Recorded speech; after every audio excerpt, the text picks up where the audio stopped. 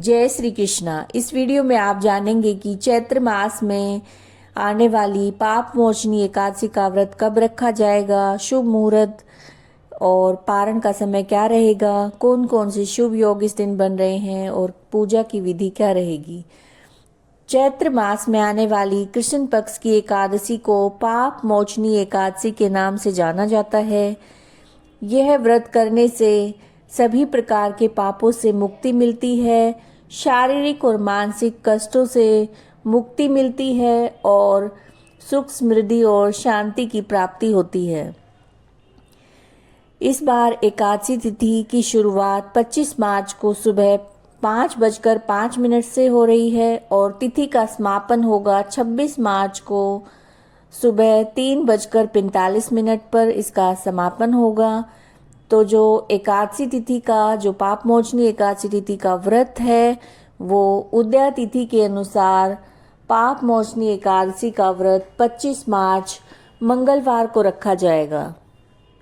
इस दिन ब्रह्म मुहूर्त में उठकर स्नान करें, भगवान सूर्य देव को जल अर्पित करें और व्रत का संकल्प करें। अपने घर के मंदिर में आप दीप प्रज्वलित करें, विधि विधान से भगवान विष्णु और माँ लक्ष्मी की पूजा करें, पंचामृत से अभिषेक करें और धूप दीप फल फूल उन्हें अर्पित करें।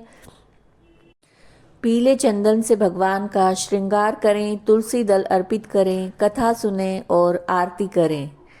इस दिन ब्रह्म मुहूर्त का समय रहेगा सुबह 4:45 से 5:32 और इस दिन कई शुभ योग बन रहे हैं, शिव योग, सिद्धि योग, स्वार्थ सिद्धि योग।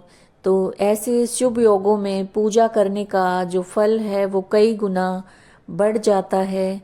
और इस दिन राहु काल का जो समय है वो दोपहर 3:07 से 4:39 तक है। तो जो राहु काल का जो समय है, इस दौरान कोई भी शुभ कार्य नहीं किया जाता।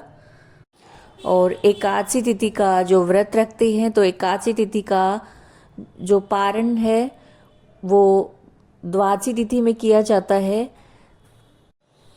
तो जो पारण है वो द्वादशी तिथि में हरिवासर का जो समय है उसके समाप्त होने के बाद पारण किया जाता है व्रत का।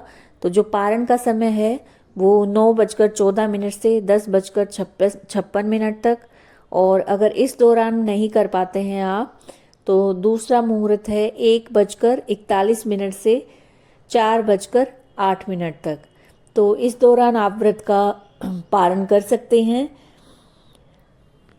द्वादशी के दिन आप स्नान करके पूजा करके या तो आप पंडित को भोजन कराएं या फिर आप सीधा निकालें अनाज, खाने पीने की सामग्री, और उसे आप मंदिर में दे सकते हैं, किसी भी गरीब को आप दान कर सकते हैं।